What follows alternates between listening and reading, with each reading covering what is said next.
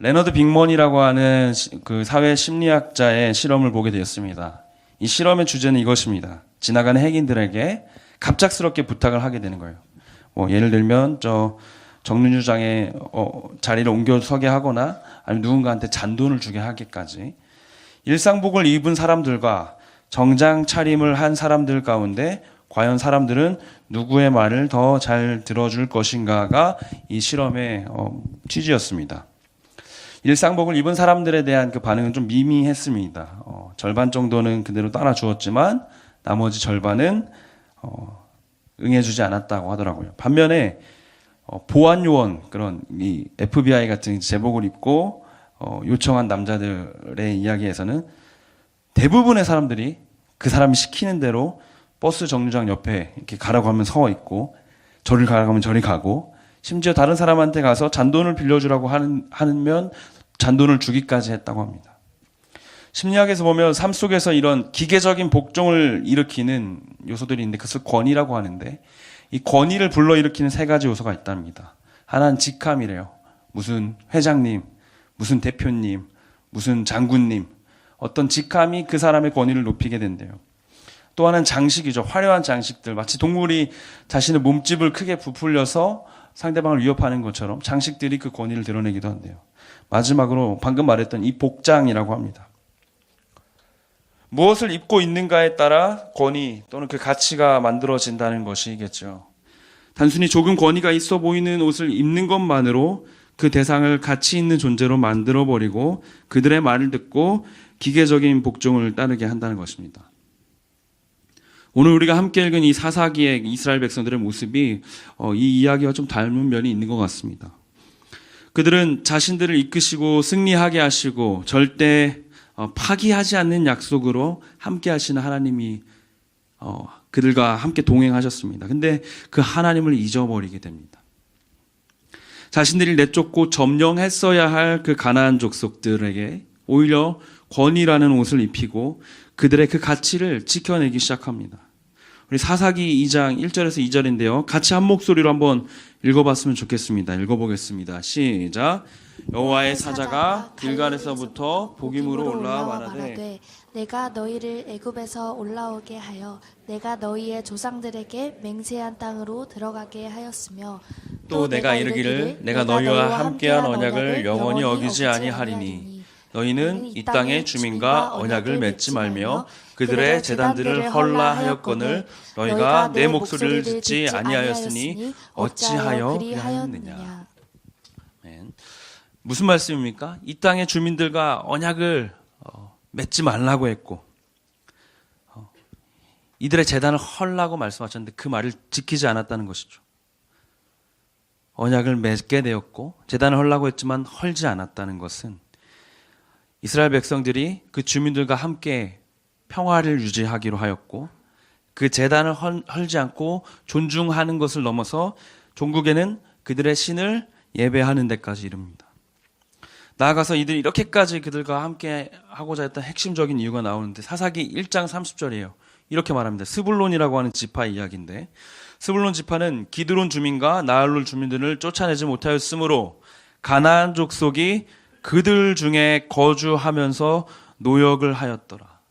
그들 중에 거주하면서 노역을 하였더라. 이 그들 중에 거주했다는 단어가 굉장히 친밀한 단어예요. 가까이에서 같이 앉아있더란 단어예요. 가나안 백성이 이스라엘 백성과 가까이에서 같이 앉아 있었습니다. 그리고 여기서 노역하다라는 말이 굉장히 중요한데 가까이에 와서 같이 앉아서 이들을 일을 시키기 시작했어요. 여기서 노동이라는 의미는 우리가 생각하는 직장에 출근하고 방을 정리하는 정도의 의미가 아니라 강제적인 노동을 말합니다. 짐을 지게 하는데 이들이 기진맥진할 정도의 짐을 지게 하는 것을 말해요. 세금을 내게 하는데 쩔쩔맬 정도로 세금을 내게 할 때 쓰는 단어가 이 단어입니다. 무슨 말입니까?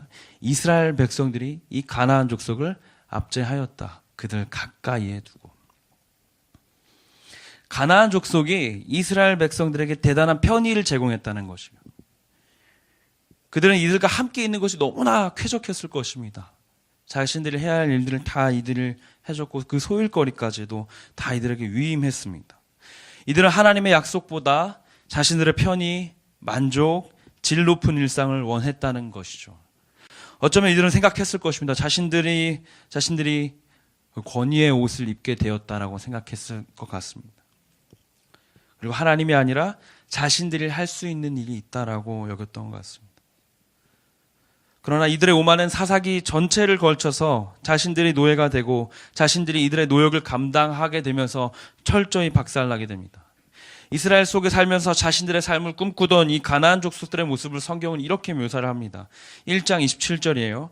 주민들을 쫓아내지 못함에 가나안 족속이 결심하고 그 땅에 거주하였더니, 결심하고 그 땅에 거주하였다. 35절에 이렇게 말합니다. 결심하고 헤레스 산과 야알론과 사알빔에 거주하였더니, 가나안 족속들이 그들과 함께 살기로 결심하였대요. 이스라엘 가운데 살기로. 마치 거머리가 달라붙듯이 밀착하고 기생해서 점점 이스라엘이라는 이 나라를 좀먹어 가게 됩니다. 오늘 이스라엘의 상황, 그리고 우리가 처음 나눴던 그 권위에 대한 인식들, 복종하는 모습들, 이 모든 것들은 오늘 우리가 살아가는 일상과 매우 유사합니다. 우리에게도 이와 같이 비춰지죠. 이스라엘 백성들은 자신들에게 권위의 옷이 입혀졌다라고 생각했지만 하나님의 말씀에 불순종했을 때 결국 가나안 족속들한테 그 옷을 입혀버리고 맙니다. 우리 삶 가운데는 이 권위의 옷을 입고 있는 하나님이 아닌 다른 존재를 따라갈 때가 있는 것 같아요. 정말 벗겨내기가 어렵습니다. 쫓아내기가 너무 어려워요. 그것들 우리의 삶을 너무 쾌적하게 만들고 매우 필수적인 것들로 여겨집니다. 내가 해야 되는 세상의 방식의 일들을 말이죠. 그럼에도 불구하고 그것들을 벗겨내고 쫓아내기 위해 필요한 도전들이 우리 가운데 분명히 오늘도 주어집니다. 하나님께서는 그럼에도 불구하고 다시 이스라엘에게 벗어나라고 하시는 것이 오늘의 말씀인 것입니다. 우리의 삶을 좀먹어가고 있는 가나안과도 같은 일상이 있죠. 쉽게 말하면 죄라고 할 수 있을 것 같습니다. 그 죄는 우리의 삶을 끊임없이 침투하고 우리와 함께 살려고 결심합니다. 가나안의 결심이 이 하나님과 약속한 하나님의 약속과 정말 단단한 약속을 맺은 이 백성들을 무너뜨렸습니다. 과연 하나님과의 이 십자가 앞에서의 영원한 생명을 허락받은 우리가, 그 약속받은 우리가 이 죄의 결심 앞에 견고히 설 수 있을까요? 오늘 우리에게도 이 모든 것들로부터 철저히 헤어지기로 결심하는 것이 필요하겠습니다. 이스라엘 백성들은 반드시 기억했어야 했습니다. 유일한 권위의 옷을 입으시는 분은 단 한 분이시라는 것을. 그리고 오늘 우리도 기억해내야 하겠습니다. 우리가 바라보아야 할 유일한 권위를 입으신 분이 누구신지를 말입니다. 우리 그러한 기대를 가지고 오늘 말씀 앞에서 두 가지 정도를 함께 살펴보고 명심하여 보기를 원합니다. 가나안으로부터 멀어지기 위한 간절한 우리의 첫 번째 도전은 이것입니다. 무뎌진 회개를 각성하는 것입니다. 무뎌진 회개를 각성하는 것입니다. 사사기 2장 3절을 보니까 그러므로 내가 또 말하기를 내가 그들을 너희 앞에서 쫓아내지 아니하리니 그들이 너희 옆구리에 가시가 될 것이며 그들의 신들이 너희에게 올무가 되리라 하였노라. 이 족속이 너희 옆구리에 있는 가시가 돼서 너희를 계속해서 찔러낼 것이고 그 신들, 그들이 믿고 있는 신들은 너희가 나를 믿는데 올무가 될 것이라는 말씀입니다. 이들은 이들과 계속해서 붙어있는 그 가운데 문제의식을 느끼지 못했어요. 점점 무뎌져 가는 삶 가운데 서 있었습니다. 아까 앞에 나눴던 이야기와 관련해서 호주에서 있었던 실험을 제가 한번 좀 가져와 봤어요. 데이비드라는 사람과 쇼니라는 사람인데 이 두 사람들이 이런 실험을 했습니다. 형광조끼를 입으면 어디까지 들어갈 수 있을까? 사진을 가져왔는데 한번 보시겠어요? 네, 너무 어둡지만 네, 감사해요. 여긴 극장이에요. 극장이라서 어두운 거예요. 사진이 어두운 게 아니고 형광조끼를 입고 있으니까 극장에 들어가도 안 잡더래요. 그래서 이 사람들은 형광조끼를 입고 보고 싶은 영화관에 들어가서 영화관에 착석하고 형광조끼를 벗고 영화를 보고 나왔어요. 영화관은 뚫렸습니다. 자, 두 번째, 동물원에 들어가게 됐어요. 동물원에 조끼를 입고 가니까 사람들이 막지 않게 됐어요. 그래서 이 두 사람은 실컷 동물을 보고 저 무전기로 뭔가 얘기한 척하면서 동물원을 뚫었습니다. 세 번째는 어디를 뚫었을까요? 콘서트를 뚫었어요. 이들은 아무런 제약도 받지 않고 콘서트장에 가서 콜드플레이의 공연을 맨 앞에서, 보디가드보다 앞에서 보고 왔습니다. 근데 이들이 유일하게 보안을 뚫지 못했던 곳이 하나 있습니다. 어떤 곳이냐면 사진 보여주실래요? 이 멜버른 시내를 투어하는 버스를 뚫지 못했어요. 버스를 타려고 하니까 계속 이 버스는 움직여야 하고 우리는 수리 요원이 필요하지 않습니다 해서 이들은 결국 버스는 뚫지 못했습니다. 이들의 후기에 이 실험 결과를 이렇게 말해요. 형광조끼를 입고 갈 수 없는 곳은 없었다. 하지만 단 한 곳이 있었는데 바로 그것은 시내 투어 버스였다. 호주에서 가장 보안이 투철한 곳은 시내 버스다. 죄가 우리 가운데 기생하는 듯이 들어올 때 아무도 의식하지 못하는 이 기계적인 복종이 아니라 진정한 삶의 벗어남이 있는지에 대해서 우리는 계속 고민해 봐야 할 것입니다. 오래 사귀는 커플들의 문제 가운데 하나가 권태죠. 그럼에도 이들이 헤어지지 못하는 이유가 무엇이에요? 헤어지게 되면 포기해야 될 게 너무 많기 때문이에요. 지금 관계가 너무 편하기 때문이에요. 정리해야 될 것들이 너무나 많이 있죠. 우리의 신앙생활도 이 미지근한 회개가 이어져 가고 있을 때 권태가 일어납니다. 정리해야 하고 쫓아내야 할 가나안과 같은 삶의 일상이 덩굴처럼 복잡하게 얽혀있는데도 불구하고 거기서 헤어지지를 못하는 거예요. 이들과 함께 있으면 내 신앙과 내 믿음과 가치관에 영향을 주고 있지만 그들로부터 얻어지는 이 노동의 대가와 그들의 문화가 너무나 매력이 있기 때문에 그래요. 이스라엘의 제사는 이러합니다. 양을 죽이고요. 소를 죽여야 됩니다. 힘을 많이 써야겠죠. 소가 가만히 있겠어요. 죽이는데 감사합니다 하고. 제사를 진행하려면 제사장은 온몸이 피범벅이 돼야 돼요. 이스라엘 제사 현장에 가볼까요? 음악이 없습니다. 거기서는 오직 피비린내만 가득해요. 고기가 타는 냄새. 그건 조금 좋을 수도 있겠어요. 그곳이 이스라엘의 제사 현장이라면 가나안 땅은 어떻게 했을까요? 이들은 농경 문화 가운데 살았기 때문에 유목민화 문화였던 이스라엘과 다르게 농경 문화였기 때문에 하늘에 비가 내리고 땅에서 곡식이 추수하게 되는 것이 이들에게 가장 좋은 일이에요. 비가 내리기를 늘 구해야 됐고요. 비가 오고 나서 땅에서 좋은 토양에 좋은 곡식이 재배되기를 구해야 했습니다. 그러하기 때문에 이들의 신관 속에 바알이라고 하는 하늘의 신이 내린 비를 통해서 땅의 여신인 아세라를 통해서 재배되는 곡식들, 그 소산을 얻는다고 생각을 했어요. 그래서 그 행위를 남성과 여성의 성행위로 묘사합니다. 그들에게 음악이 있었어요. 음식이 있었어요. 축제가 벌어졌어요. 매일 피비린내 속에서 제사하던 이스라엘 백성들에게 그들의 제사가 얼마나 매력적으로 느껴졌을까요? 점점 그 문화를 사랑하게 되죠. 하나님을 사랑하지 않고 그들만 사랑하게 되는 것이 아니라 둘 다 사랑하게 되는 것입니다. 죄성 어린 인간들은 끊임없이 그 죄의 유혹에 넘어져 가기 때문입니다. 올무가 되었음에도 그 죄와 함께 공존하는 것입니다. 사사기 2장 4절에 이러한 이야기에서 회심의 사건이 나타나요. 여호와의 사자가 이스라엘 모든 자손에게 이 말씀을 이르매 백성이 소리를 높여 운지라. 여호와의 사자가 이스라엘 모든 자손에게 이 말씀을 이르매 백성이 소리를 높여 운지라. 너에게 지금 이 잘못된 회개되지 못하는 건조한 끊임없이 그들과 함께 살아가고자 하는 그들 가운데 거주하고 그들의 노동력의 착취 가운데 같이 살아가고자 하는 그 마음이 그들에게 바늘처럼 들어왔을 때 그들이 소리 높여 울었다라는 것입니다. 그래서 그 눈물로 회개하고 하나님 앞에 다시 나아갔던 그날의 장소 이름을 이렇게 정하게 돼요. 2장 5절을 같이 한번 읽어볼까요? 시작. 그러므로 그것을 이름하여 복임이라 하고 그들이 거기서 여호와께 제사를 드렸더라. 아멘. 복임이라고 하는 이 땅에서 그 역사가 일어납니다. 자신들의 삶에 다시 한번 회개가 일어나고 소리 높여 눈물로 엎드려 나아가고 예배가 회복이 돼요.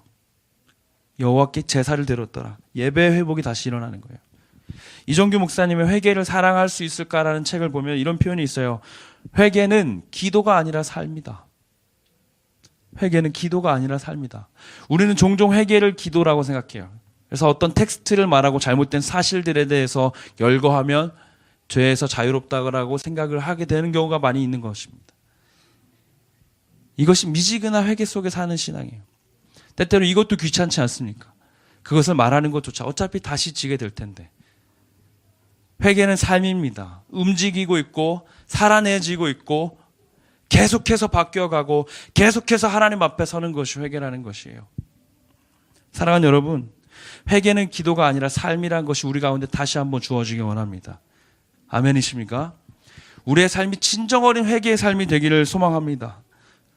그 눈물로 엎드러져 나아가는 이 복임의 회개가 오늘 우리가 예배하는 이 시간에 우리 가운데 주어지기를 소망합니다. 우리가 주목할 두 번째는 이것입니다. 날마다 예배함으로 죄와의 결별을 선언하는 것입니다. 날마다 예배함으로 죄와의 결별을 선언하는 것입니다.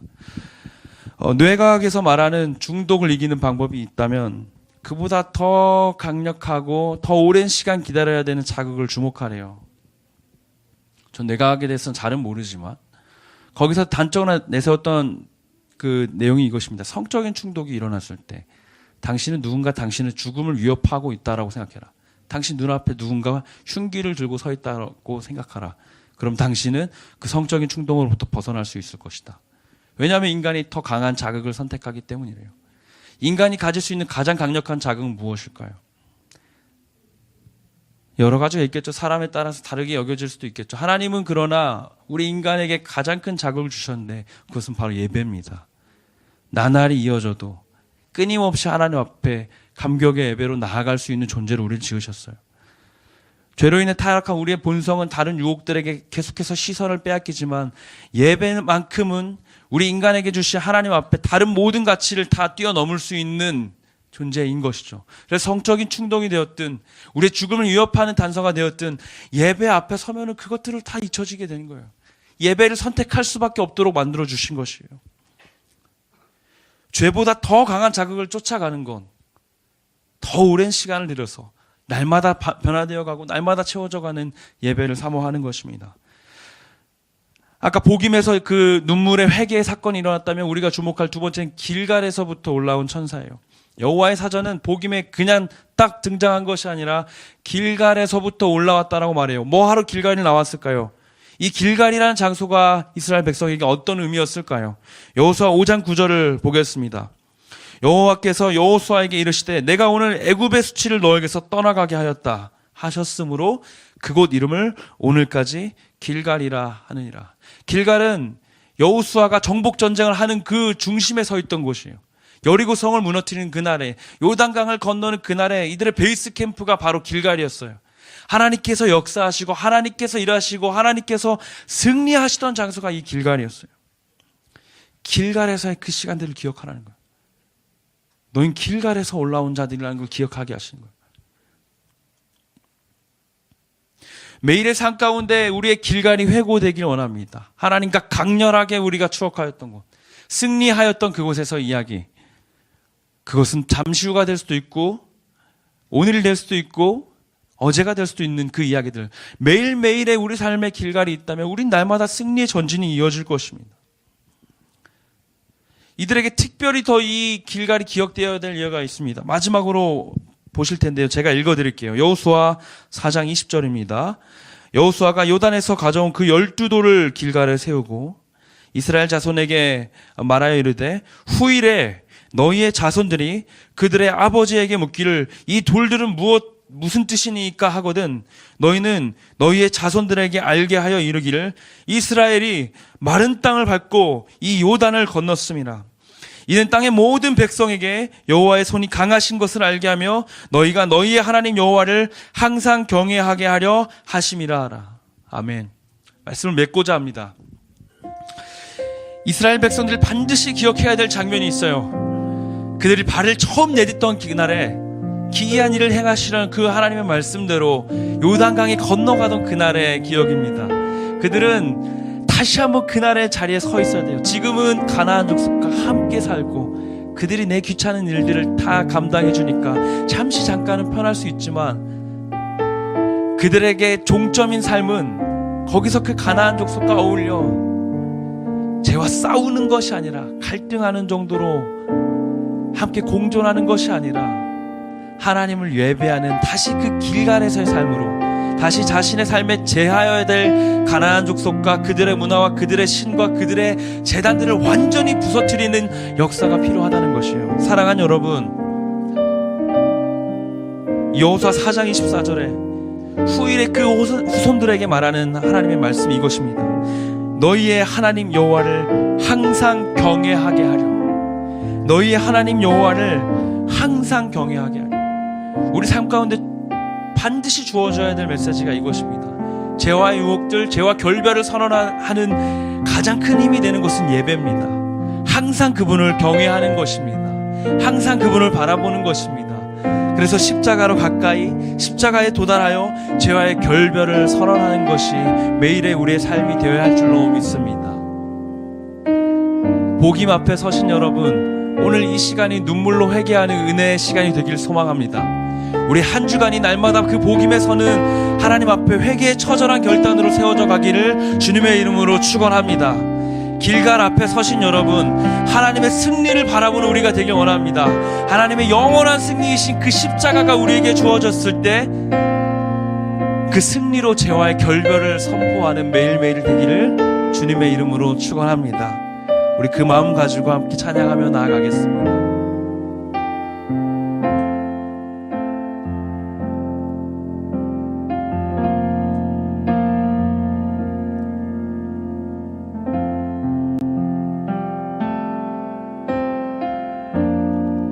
은혜로 날 보듬으시고, 은혜로 날 보듬으시고, 사랑으로 품어주셔도 내 마음 한 자락도, 내 마음 한 자락도 지키지 못하는 이 모습 따스한 곁을 내어주신, 따스한 곁을 내어주신 주님 앞에 나아갑니다. 주님 앞에 나아갑니다.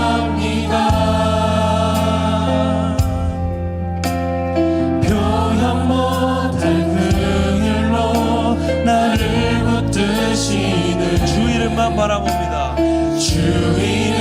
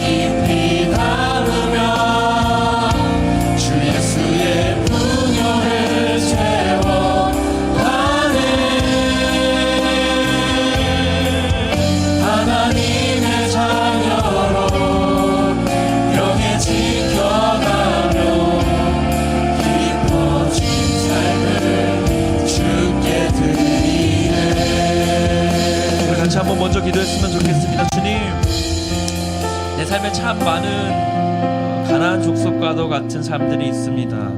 그들의 문화가 있고 그들의 신이 너무나 가까이 내 가운데 함께 앉아 있습니다. 나는 그들이 너무 편리하고 그들과 함께하는 시간이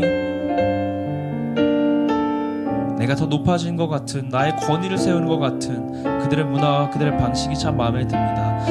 어떤 날은 하나님과 함께 하셨던 그 날보다, 하나님이 싸워서 이기셨던 그날의 시간들보다, 그리고 내 죄와 내 모든 악함으로 인해서 지신 그 십자가의 은혜보다 이 죄를 선택하는 날들이 참 많이 있습니다.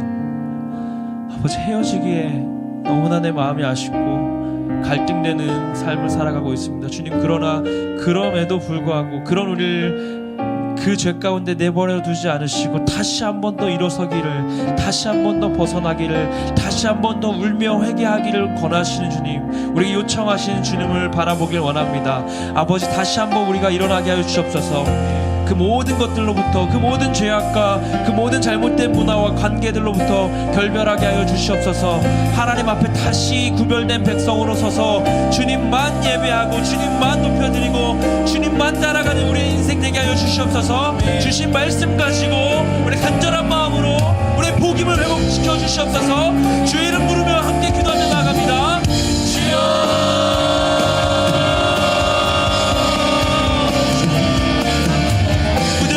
시간을 살아가고 있는 주의 연약한 우리를 용서해 주십시오.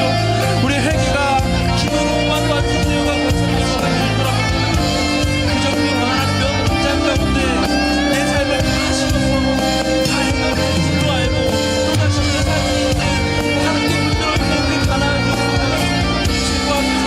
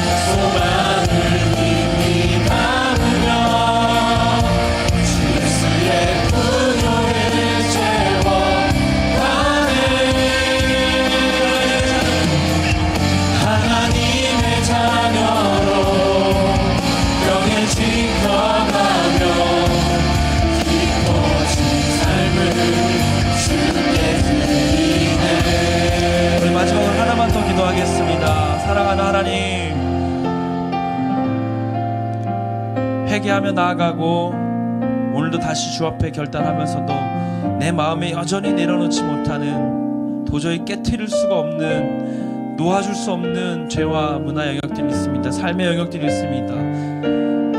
다시 한번 우리의 시간을 돌아보길 원합니다. 다시 한번 나의 삶의 행동들을 돌아보길 원합니다. 하나님께 더 드릴 수 있는, 하나님께만 그 땅을 완전히 하나님의 땅으로 올려드릴 수 있는 우리의 삶 되게 하여 주시옵소서. 한 번만 더 기도하실 텐데요. 하나님, 정말 내 삶의 구석구석까지 한 조각까지도 하나님께 드릴 수 있는 우리의 인생 되게 하여 주시옵소서. 그리하여서 모든 시간이 하나님께서 기뻐 받으실 만한 예배 되게 하여 주시옵소서. 우리의 매일의 일상이 죄와의 결별을 선포하는 일상 되게 하여 주시옵소서. 주의 이름 세 번 부르시고 우리 간절하게 기도하며 나아갑니다. 주여, 주여,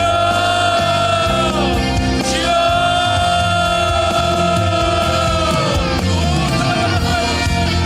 내 삶의 전부가 내가 사랑하는 하나님의 이름으로 가득하기를 원합니다.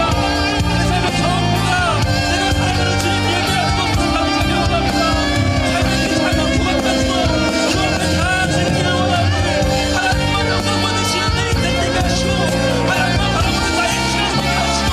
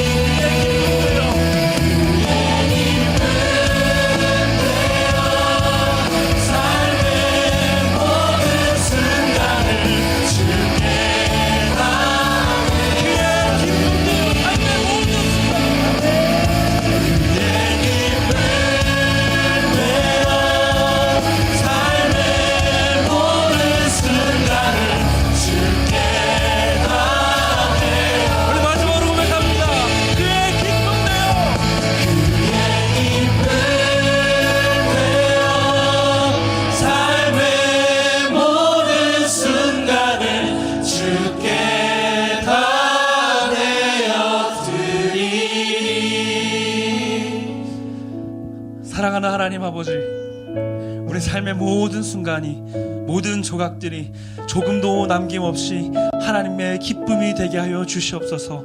주님을 예배하는 것으로 가득 찬 일상 되게 하여 주시옵소서. 너무나 밋밋해져 버린 우리의 회개가, 문자로만 남아있던 우리의 회개가 이제 우리의 삶이 되게 하여 주시옵소서. 매일매일 주 앞에 결단함으로 죄와의 결별을 선언하는 우리가 되게 하시고, 그 모든 자리에 홀로 그 싸움을 하는 것이 아니라 이 공동체와 그 모든 일들을 감당케 하여 주시옵소서. 나아가 그 모든 자리에 함께 하시며 끊임없이 우리를 응원하시고 우리를 붙잡으시고 십자가에 죽으시기까지 우리를 향해 그 사랑에 요청하셨던 그 하나님의 마음을 끊임없이 기억하게 하여 주시옵소서. 다시 한 주를 나아갑니다. 학교로, 가정으로, 또 공동체로, 또 일터로 나아갑니다. 또 다른 영역 가운데 나아갑니다. 그 모든 자리에서 내 삶의 모든 우상 제하여 버리고 하나님만 바라보고 하나님만 예배하는 우리 모든 대학 기부 되게 하여 주시옵소서. 감사드리며 그 사랑의 주인 되시며 영원한 우리의 기쁨 되신 우리 주 예수님의 이름으로 기도드립니다. 아멘. 이제는 우리 주 예수 그리스도의 은혜와 하나님 아버지의 사랑과 성령의 교통하심이 이 시간 삶의 모든 조각까지도 주께 예배하기로 결단하는 이곳에 머리 숙인 모든 청년들과 이들의 모든 삶의 자리 위에 이제로부터 영원토록 항상 함께 있을지어다. 아멘.